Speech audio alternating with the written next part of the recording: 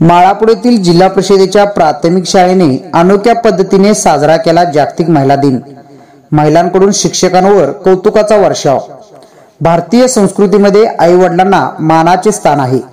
मानवाच्या जीवनात प्रेमाची सुरुवात ही आईपासून होते। मुलाने आयुष्यभर आई वडिलांचे उपकार विसरू नये। आपल्या संस्कृतीमधील तत्वांप्रमाणे आपले जीवन व्यतीत करावे। मुलांवर चांगले संस्कार व्हावेत यासाठी जागतिक महिला दिनानिमित्त माळापुडे तालुका शेवड येथील जिल्हा परिषदेच्या प्राथमिक शाळेत आई व वडिलांचे पाद्यपूजन कार्यक्रमाचे आयोजन करण्यात आले होते।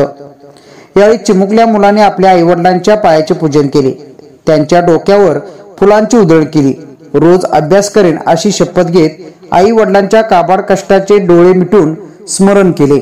सर्व आठवून भावनिक झालेल्या आणि डबडबलेल्या डोळ्यांनी त्यांच्या हाताची मिठी आई वडिलांभोवती घट्ट झाली।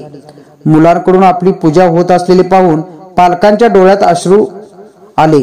कार्यक्रमात उपस्थित असलेल्यांनी हा क्षण आपल्या डोळ्यात साठवून ठेवला। पालक शिक्षक सभा, शासनाच्या योजना, गुणदर्शनाचे कार्यक्रम अशा उपक्रमांसाठी अनेकदा पालक शाळेमध्ये येत असतात। प्रत्यक्ष उपक्रमात त्यांचा सहभाग नसतो। अनेक अडचणीतून ते आपल्या मुलांना शिकवतात। मुलांच्या शैक्षणिक गरजा पूर्ण करताना त्यांना तारेवरची कसरत करावी लागते। प्रसंगी पोटाला चिमटा काढून मुलांच्या शिक्षणासाठी ते खर्च करत असतात। या पालकांचे पूजन शाळेमध्ये झाल्याने पालकांचा अश्रूंचा बांध फुटला। आपण करत असलेल्या कष्टाची पावती त्यांना आपल्या मुलांकडून मिळाल्याची भावना त्यांच्या मनात होती। माळापुडे प्राथमिक शाळेच्या वतीनं सर्व महिलांचा जागतिक महिला दिनानिमित्त कोल्हापुरी फेटा बांधून सन्मान करण्यात आला।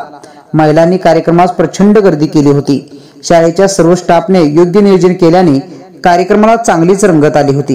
कार्यक्रमास माळापुडे गावचे लोकनियुक्त सरपंच एम.आर. पाटील, उपसरपंच पी.डी. पाटील, शालेय व्यवस्थापन समिती अध्यक्ष बाबासाहेब कांबळे, सदस्य रेखाताई कांबळे, अलका पाटील, तेजस्विनी पाटील तसेच गट शिक्षणाधिकारी विश्वास सुतार, विस्तार अधिकारी आनंदराव सुतार, मुख्याध्यापक उत्तम खोटाळे, पदवीधर सहाय्यक एम.वाय. कांबळे, शिक्षक दिलीप माने, नितीन मुंडे, कविता जाधव, उज्ज्वला जगताप आदींसह ग्रामपंचायत महिला बचत गटाच्या तसेच तरुण मंडळाचे पदाधिकारी व महिला मोठ्या संख्येने उपस्थित होत्या। पाद्यपूजन कार्यक्रम यशस्वी करण्यासाठी कनेरी मठाचे संदीप पाटील व त्यांच्या टीमने विशेष असे परिश्रम घेतले। जांभळी कासा न्यूजसाठी माळापुडेहून राम करले।